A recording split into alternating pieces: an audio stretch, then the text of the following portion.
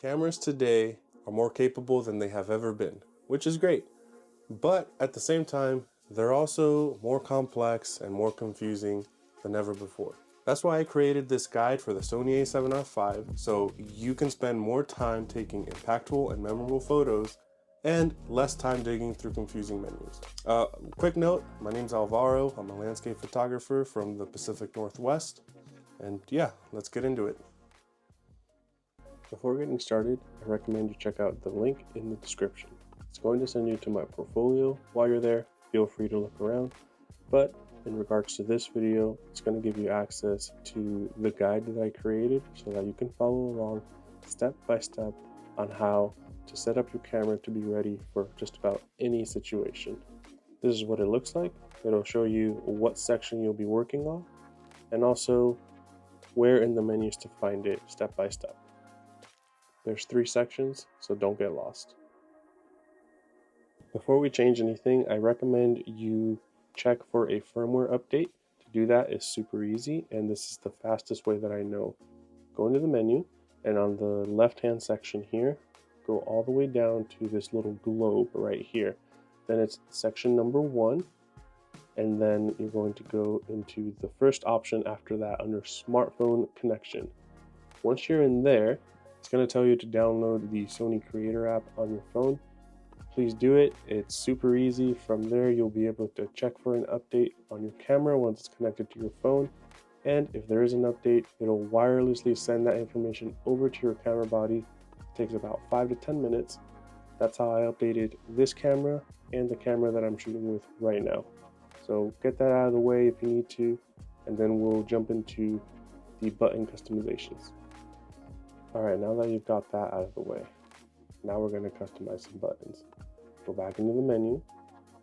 All the way to the left, you're going to go into this setup, the toolbox section, and it is in the 3rd section after that, under Operation Customize.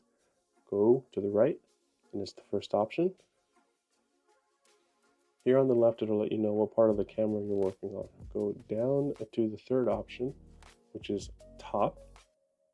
And then when you go to the right, it's going to tell you what button you're working on. In this case, it's the video record button, and it's option number 1. We're going to set that to AF/MF selector toggle. And I'll explain what that means in a little bit. First, to set it, press enter. And on the left-hand side right here, you want to make sure you're in the AF/MF section. Go to the right, and it's section number 1. AF/MF. And then it's the 3rd option from the top under AF/MF selector toggle. Not the best name, but simply what that means is when you are taking a photo, right now it's in manual focus, as you can see right there. You can quickly switch between manual focus and autofocus with just the press of one button.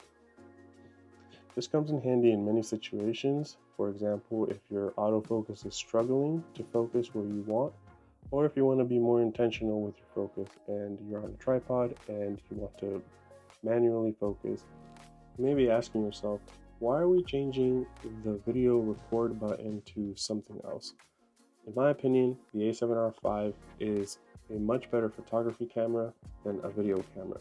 Even though it does 4K and 8K video, the quality of those files are not really the best. Therefore, we're going to turn this camera into a photography focused camera. Also, you can record a video by pressing the shutter button, so you're not really giving anything up. The cool thing is, now that you've customized one button, when you jump back into the menu, you should see this page, and you can quickly jump back into customizing the rest of the camera. So let's go into that.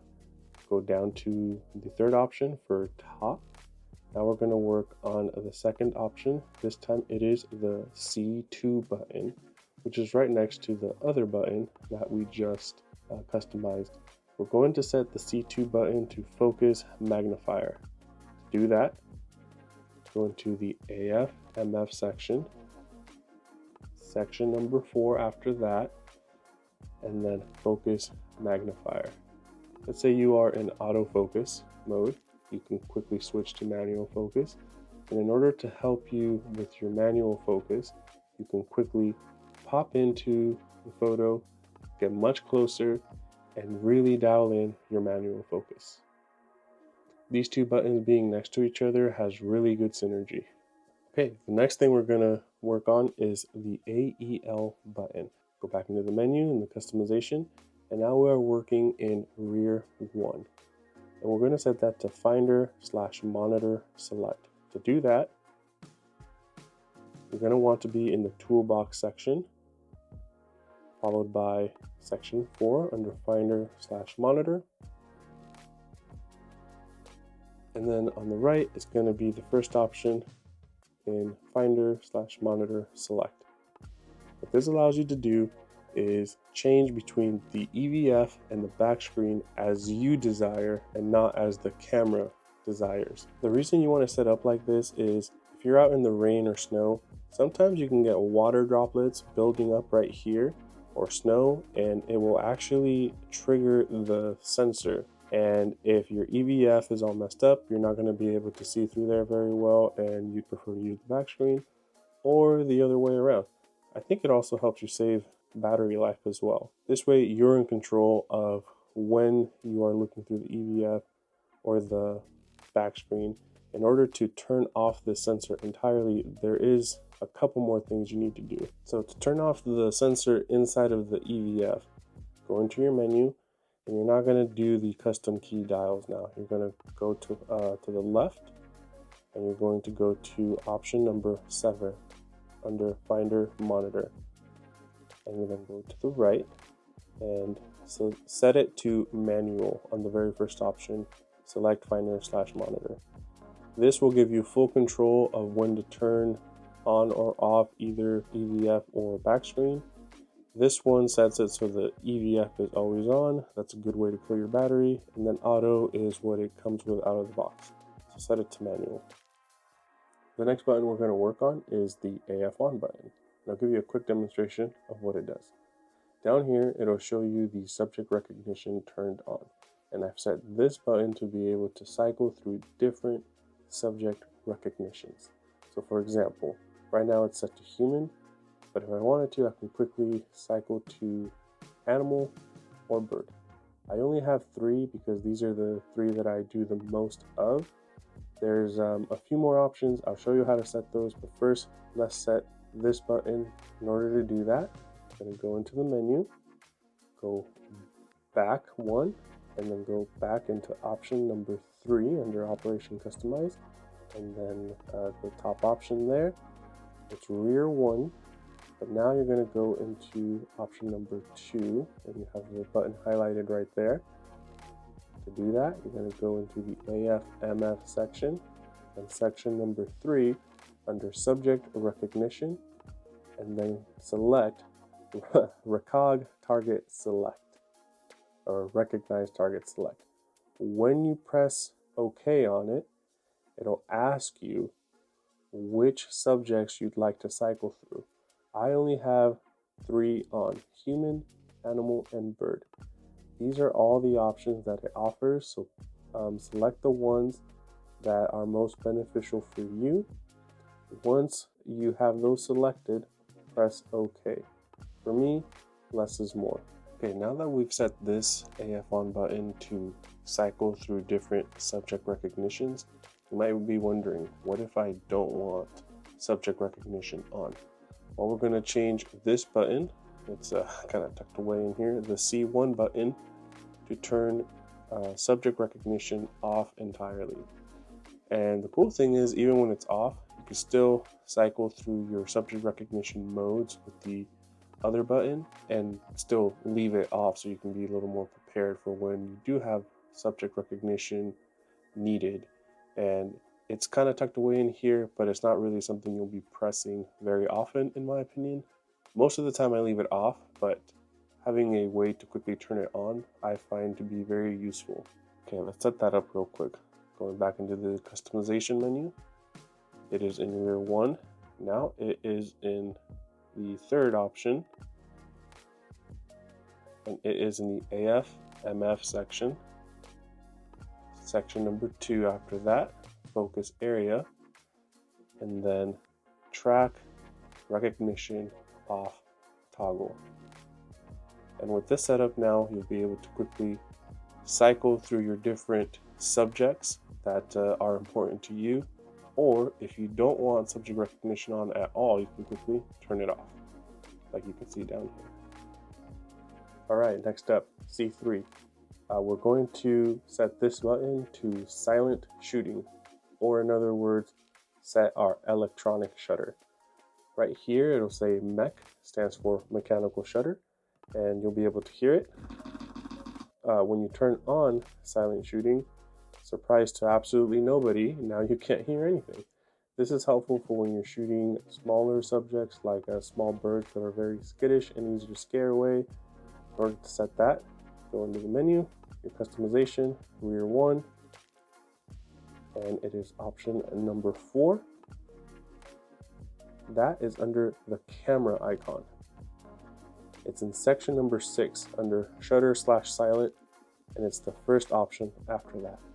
A quick warning, when you are in silent mode or the electronic shutter, you don't really want to pan around too much when you are taking your photo, simply because you are now using the electronic shutter. If you pan around too fast, you're probably going to get some artifacts and not the straightest lines, simply because this camera does not have the fastest reading sensor, so just keep that in mind.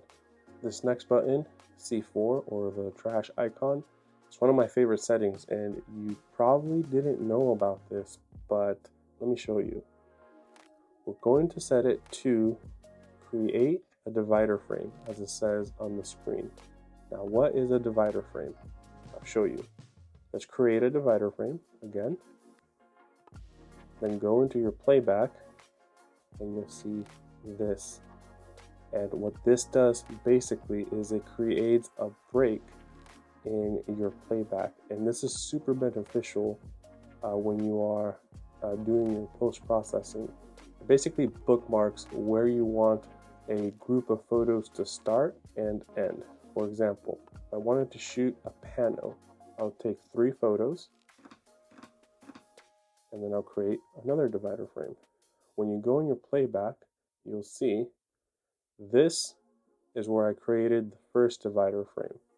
And yes, I know it's all blank black images, use your imagination, but this is 1 photo, 2 photos, 3 photos, 4 photos, and then another divider frame. Basically, this will let me know later on that the photos between this frame and this frame are the ones I intended to stitch together, either for focus stacking, time blending, or a pano.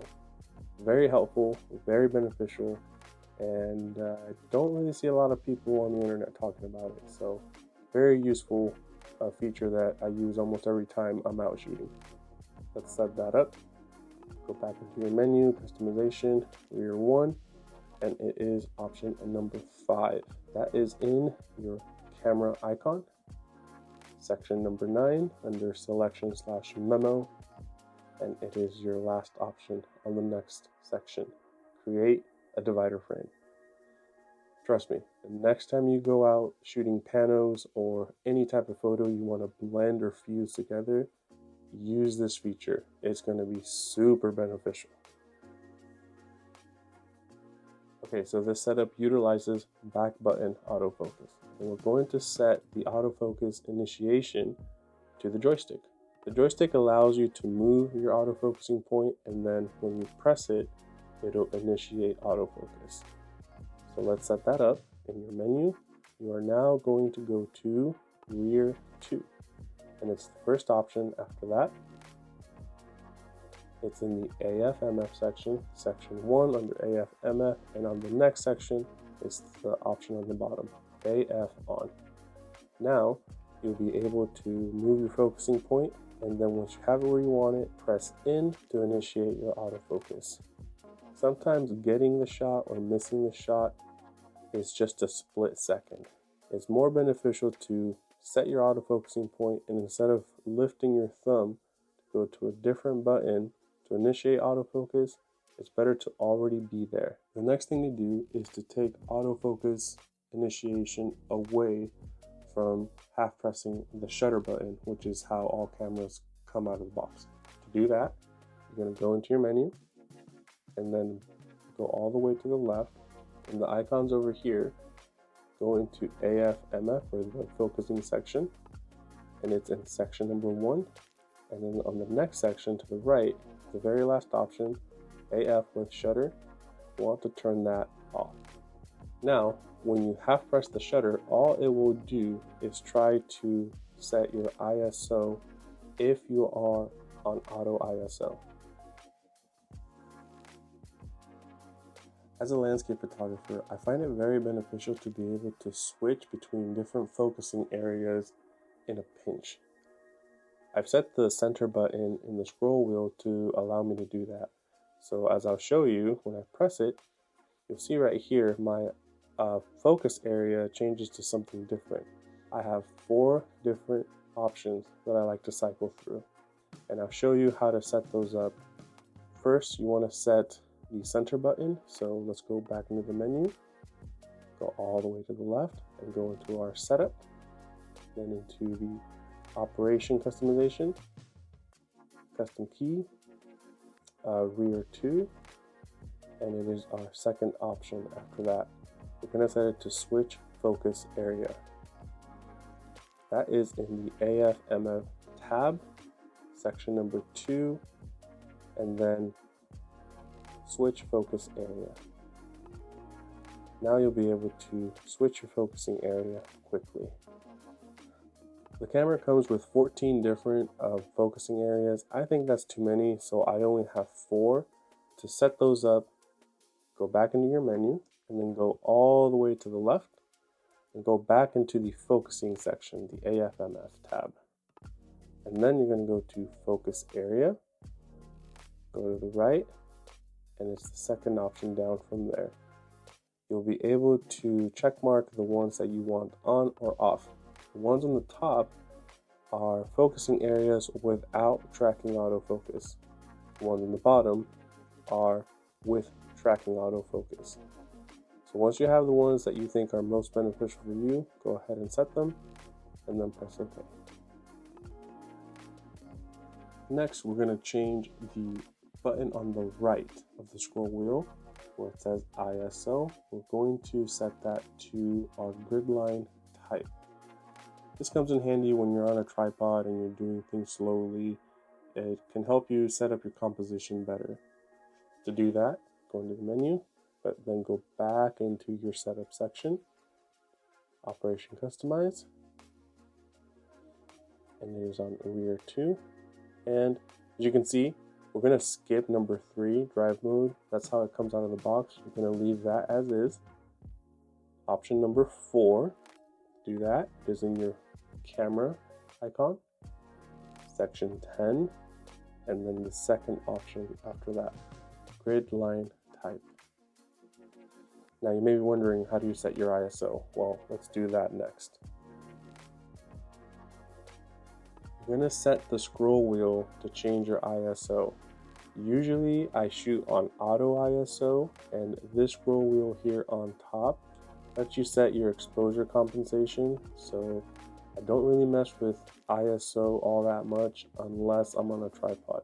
Scrolling here actually lets you change your ISO pretty quickly from auto and lower numbers to really high numbers very fast. So to set that, go into the menu, customization, and it's all the way on the bottom, the dial/wheel. And it's your 4th option, and you're going to go into the plus minus section, and then exposure, section 1, and it's the last option on the next section. Now you can set your ISO with the scroll wheel, but really I mostly just use exposure compensation. Okay, this next button is one of my favorite things about this camera. We're going to set the down button on the scroll wheel to APS-C shooting. Now if you look here on the bottom right corner, you'll see this little icon pop up.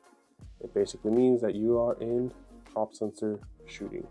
What that does is it crops into your sensor by 1.5 times, and so you are throwing away some resolution. You're going from 61 megapixels down to about 28 to 30 megapixels. So still very useful, very handy, and here are some ways you can use it. Suppose you are on a 24 millimeter lens and you're thinking about switching into something tighter, like a 35 or a 50. A 24 millimeter with 1.5 times crop is about 35 millimeters. So it'll show you about how much more range you'll have. At the same time, if you have a super telephoto lens on and you don't have the reach that you're wanting, you can go into crop mode and get that much more reach. And the best part is you still have like 28 megapixels to work with after the fact. So super handy, super beneficial. To set it, go into your menu, customization, rear 2, and it is the 5th option after that. It is in the camera section, section 1 under image quality, and then the 3rd option after that, APS-C / full frame. With this setup, you should be prepared for just about any situation when you're out making photos. You can quickly turn on subject recognition, switch the type of subject recognition, go between electronic and mechanical shutter quickly, be able to switch from EVF or back screen as you need, switch your focusing areas, your manual focus to autofocus, everything you should be prepared for with this setup. So the last button we're going to focus on is the one on your screen. So if you found this to be useful or beneficial for you in any way, including the manual I provided in the description, go ahead and subscribe and like this video. If not, no big deal. I hope I provided some value to you, and I'll be back with more videos here soon. And yeah, hope you enjoy. Thank you for watching.